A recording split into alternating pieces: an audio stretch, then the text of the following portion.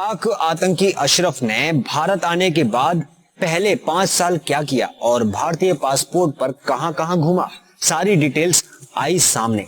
पाकिस्तानी आतंकी ने पूछताछ में खुलासा किया है कि साल 2004-5 में भारत आने के बाद पहले 5 साल केवल अपनी पहचान बनाने और अपने पहचान वाले डॉक्यूमेंट्स तैयार करने में लगाए।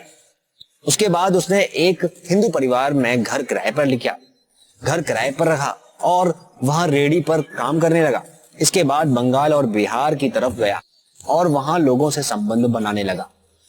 पाकिस्तानी आतंकी अशरफ उर्फ अली ने दिल्ली पुलिस की पूछताछ के दौरान खुलासा किया कि वह भारतीय पासपोर्ट के सहारे 2018 में थाईलैंड और दुबई गया था, जहां पर उसकी मुलाकात ISI के सीनियर ऑफिसरों से हुई थी और उसने उन्हें दिल्ली और जम्मू कश्मीर के साथ ही भारत के कई राज्यों की जानकारियां साझा की थी।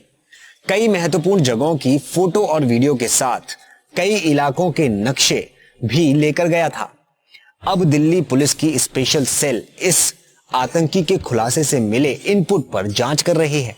सूत्रों के मुताबिक स्पेशल सेल समेत IB, military intelligence, Jammu Kashmir police और NIA अधिकारियों ने 6 घंटे से ज्यादा पूछताछ की है, जिसमें आतंकी ने कई धमाकों का जिक्र किया है, जिसमें जम्मू के अधिकतम धमाकों में इसकी भूमिका रही है। जांच एजेंसियों को आशंका है कि इसकी गिरफ्तारी के बाद इसके साथी भूमिगत अंडरग्राउंड हो गए हैं ताकि पुलिस उन तक नहीं पहुंच सके। पाकिस्तानी आतंकी ने पूछताछ में खुलासा किया है कि साल 2004-5 में भारत आने के बाद पहले 5 साल केवल अपनी पहचान बनाने और अपने पहचान वाले डॉक्यूमेंट तैयार करने में लगाए।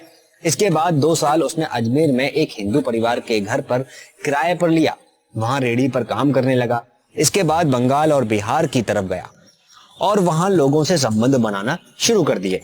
शुरुआत के 5 साल इसने कोई भी हरकत नहीं की और केवल लोगों से पहचान बढ़ाई। इसके बाद साल 2009 से ये जम्मू कश्मीर में एक्टिव हुआ। वहां लगातार सेना के मूवमेंट पर नजर रखा था, अपने हैंडलर्स को जानकारी भेजने लगा, ड्राफ्ट में मेल सेव कर देता था। 10वीं क्लास में ये अपने स्कूल का टॉपर रहा है।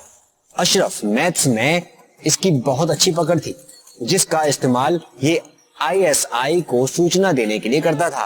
पुलिस को पूछताछ में पता चला कि अशरफ कोडिंग के जरिए जानकारियां देता था। सेना की गाड़ियों के नंबर को अपनी दिहाड़ी मजदूरी बताकर सूचना देता था, जिससे किसी को शक न हो। इसने शादी भी केवल इसीलिए की कि किसी घर में आसानी से एंट्री ले सके। 3 महीने के बाद इसने पत्नी को छोड़ दिया।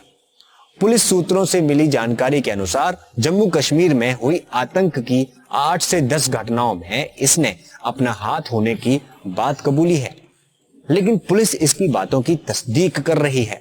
तमाम एजेंसियां इससे पूछताछ कर रही हैं। जम्मू कश्मीर पुलिस और मिलिट्री एजेंसी के साथ साथ IB भी इसमें शामिल है।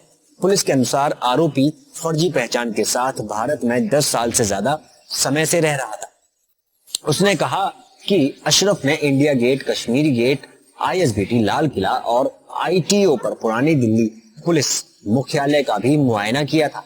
एक वरिष्ठ पुलिस अधिकारी ने बताया कि अशरफ से पूछताछ में पता चला है कि दिल्ली उच्च न्यायालय में धमाका होने से पहले उसने धमाकों में शामिल होने के संदिग्ध गुलाम सरवर के निर्देश पर अदालत परिसर का मुआयना किया था।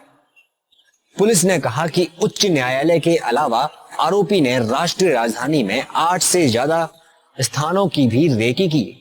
एक अधिकारी ने बताया कि जब अशरफ को सर्वर की तस्वीर दिखाई गई तब उसने उसे पहचान लिया और कहा कि सर्वर ने उसे दिल्ली की भीड़ भाड़ वाली जगहों का मुआयना करने के लिए कहा था। सर्वर अभी फरार है और चूंकि मामले की जांच राष्ट्रीय अन्वेषण अभिकरण NIA कर रहा है, इसीलिए एजेंसी के अधिकारियों ने भी मंगलवार को अशरफ से पूछताछ की है।